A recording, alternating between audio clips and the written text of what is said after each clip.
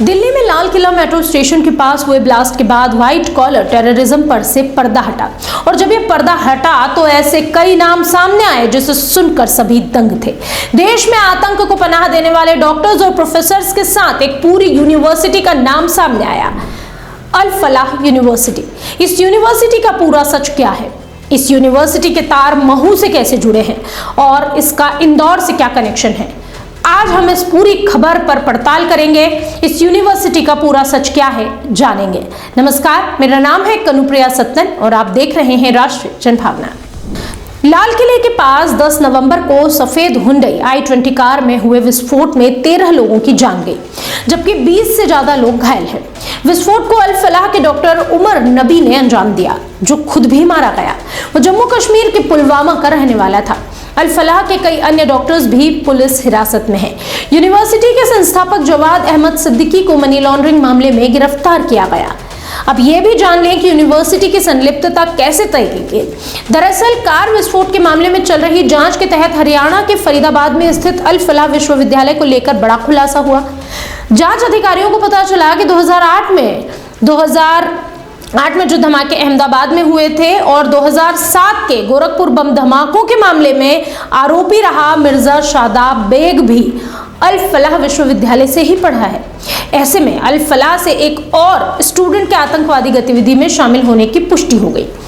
आजमगढ़ के बर्दी लालगंज गांव के रहने वाले बेग ने 2007 में अल फलाह यूनिवर्सिटी से इलेक्ट्रॉनिक्स और इंस्ट्रूमेंटेशन में बीटेक की पढ़ाई पूरी की।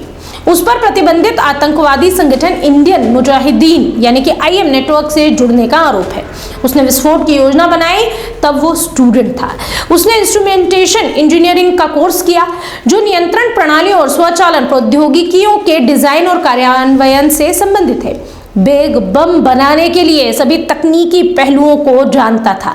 इतना ही नहीं, बेग पर 5 धमाकों का आरोप है जिसने देश को दहलाया था। 2007 में गोरखपुर में हुए विस्फोट में भी बेग शामिल था। यह खुलासा हुआ तो उसकी संपत्ति जब्त की गई। 2008 में जयपुर के धमाकों के लिए विस्फोट कराने के लिए कर्नाटक के उडुपी गया, जहां वो विस्फोटक लेने गया था। उसने संगठन के रियाज भटकल और यासीन भटकल से डेटोनेटर बेरिंग लिया था। बेग ने अहमदाबाद और दिल्ली में धमाकों से पहले पूरी रेकी की और 3 टीमें बनाई। उस पर देश में 5 विस्फोट करने का भी आरोप है। बेग IM के आजमगढ़ आतंकी मॉड्यूल का हेड था। वो संगठन के संस्थापक सदस्यों जैसे कि भटकल बंधुओं के साथ पाकिस्तान में 2019 में उसे अफगानिस्तान में आखिरी बार देखा गया। बेग ने सऊदी अरब की यात्रा भी की। उसने दिल्ली के जाकिर नगर में रहकर संगठन के नए सदस्यों को ट्रेन किया। बटला हाउस मुठभेड़ के बाद 2008 बम विस्फोटों से जुड़े 4 IM कार्यकर्ताओं को गिरफ्तार किया गया था, जबकि बेग और मोहम्मद खालिद फरार थे।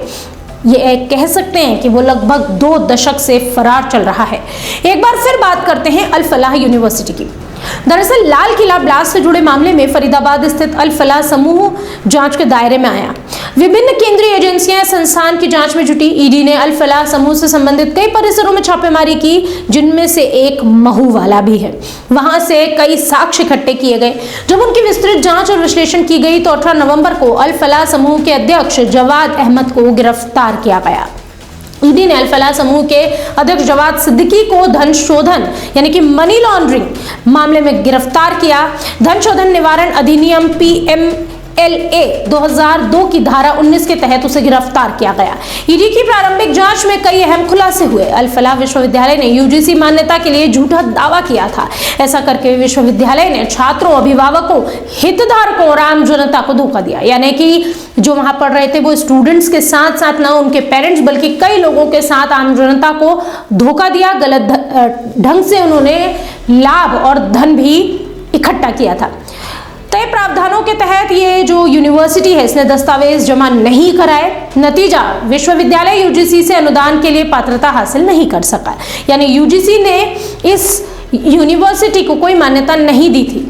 अब इस पूरी बात में सबसे खास बात तो यह है कि जितनी तेजी से यूनिवर्सिटी का डेवलपमेंट हुआ उसके वित्तीय संसाधन उतने है नहीं। इसका मतलब यह है कि वित्तीय मदद या संसाधन कहां से मिल रही है, ये एक अहम सवाल है, क्योंकि ये मदद UGC से नहीं मिली। ट्रस्ट और उसकी गतिविधियों को प्रभावी ढंग से नियंत्रित करने में जवाद अहमद सिद्दीकी की भूमिका कई साक्ष्यों को उजागर करती है।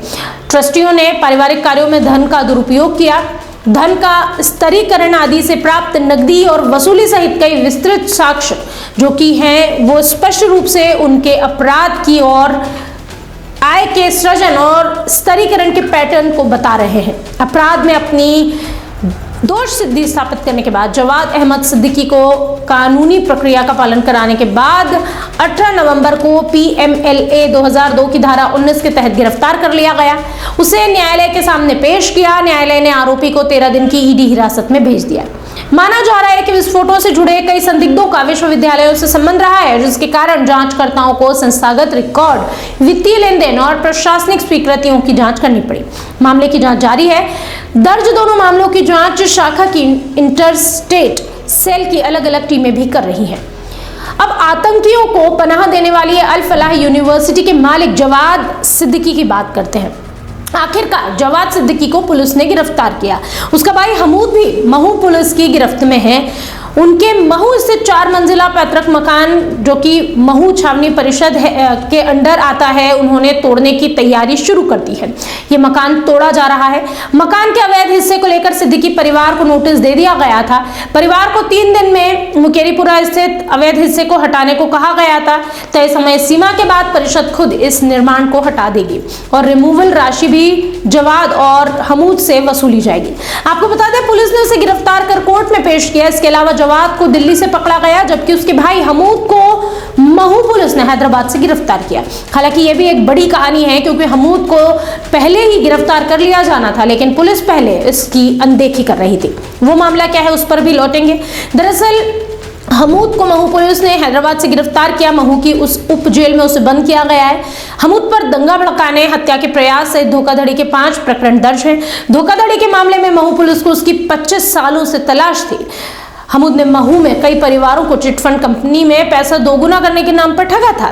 दिल्ली बमकांड में इंदौर जिले के महू का कनेक्शन जब सामने आया तो पुलिस ने हमूद को गिरफ्तार करने की तैयारी कर ली। 2 दिन पहले उसे हैदराबाद से पकड़ कर लाया गया, महू उप जेल में बंद किया गया। उसका 4 मंजिला मकान है, जिसे तोड़ने की तैयारी कर ली गई है, जैसा कि हमने आपको पहले बताया है। मुकेरीपुरा के पुश्तैनी मकान में सिद्दीकी का परिवार नहीं रहता था। मकान के कुछ हिस्से को किराए पर दे रखा था। परिषद ने मकान के नक्शे की जानकारी निकाली। जवाद ने अनुमति के विपरीत कई हिस्से अवैध बनाए थे, जिसे तोड़ा जाना तय है। महू पुलिस ने चिटफंड घोटाला करने वाले आरोपी को पकड़ने में 25 साल तक कोई इंटरेस्ट नहीं दिखाया था। क्यों? क्योंकि उन्हें ये मामला तब इतना बड़ा नहीं लगा, लेकिन इसके बाद जैसे ही उसका नाम दिल्ली के आतंक टेरर अटैक से जुड़ा, यानी कि दिल्ली में जो ब्लास्ट हुआ उससे जब उसका नाम जुड़ा तो पुलिस हरकत में आई और आखिरकार 25 साल से फरार चल रहे इस आतंकी या यूं कहें कि इस आरोपी को पकड़ लिया। 5 दिन के अंदर ही उसे हैदराबाद से पकड़ लिया गया, क्योंकि उसके भाई जवाद की अल फलाह यूनिवर्सिटी में दिल्ली में बम विस्फोट करने वाले 2 आतंकी उनसे जुड़े थे और काम करते थे। पुलिस ने अब उसे गिरफ्तार करके कोर्ट में पेश किया गया। हमूद का आपराधिक रिकॉर्ड खंगाला गया तो धोखाधड़ी के अलावा उस पर और भी 5 प्रकरण निकले, जिनमें दंगा भड़काने, हत्या के प्रयास जैसे मामले भी शामिल हैं। जवाद के भाई हमूद को महू पुलिस ने हैदराबाद से गिरफ्तार किया और 25 साल से इसकी तलाश कर रही थी। हमूद ने महू में कई परिवारों से पैसा दोगुना करने के नाम पर ठगी की थी। दिल्ली बम कांड में इंदौर जिले के महू का कनेक्शन आने के बाद आखिरकार पुलिस ने हमूद के बारे में पता करना शुरू किया। 25 साल में उसे पहले कभी पकड़ने की कोशिश नहीं की गई थी, लेकिन आखिरकार उसे हैदराबाद से पकड़ लिया गया और महू लाया गया। अल फलाह समूह के चेयरमैन जवाद अहमद सिद्दीकी ने विद्यार्थियों और उनके अभिभावकों से धोखाधड़ी के जरिए 415 करोड़ रुपए हड़पे थे। ईडी की जांच में यह भी खुलासा हुआ कि जवाद को विशेष जज के सामने जब पेश किया गया, वहां से उसे 13 दिन की रिमांड पर भेजा गया। तब ईडी ने यह दावा किया कि जवाद देश छोड़कर भागने के फिराक में था। उसके परिवार के कई सदस्य पहले ही खाड़ी देशों में बस चुके हैं। ईडी ने दिल्ली ब्लास्ट से जुड़ी मनी लॉन्ड्रिंग जांच में दिल्ली एनसीआर में कई ठिकानों पर छापा मारा, जिसके बाद जवाद को मंगलवार रात गिरफ्तार किया गया था। ईडी ने अल फलाह जो पूरा ग्रुप है उसके अध्यक्ष जवाद अहमद सिद्दीकी को मनी लॉन्ड्रिंग मामले के तहत गिरफ्तार किया है। अल फलाह यूनिवर्सिटी ने यूजीसी मान्यता के लिए भी जो झूठा दावा किया था उसका भी खुलासा हुआ है। बहरहाल ये कहा जा सकता है कि आतंकियों को पनाह देने में ये अल फलाह यूनिवर्सिटी अपनी खासियत रखती थी और अब तमाम तरह के कोशिशें चल रही है और तमाम तरह से ये पता लगाने की कोशिश की जा रही कि और कितने लोग हैं जो इस यूनिवर्सिटी से जुड़े हुए हैं और जिनका आतंक से भी सीधा कनेक्शन है। बहरहाल इस मामले में जो भी अपडेट आएगी लगातार हम आपके साथ साझा करेंगे। देखते रहिए राष्ट्रीय जनभावना।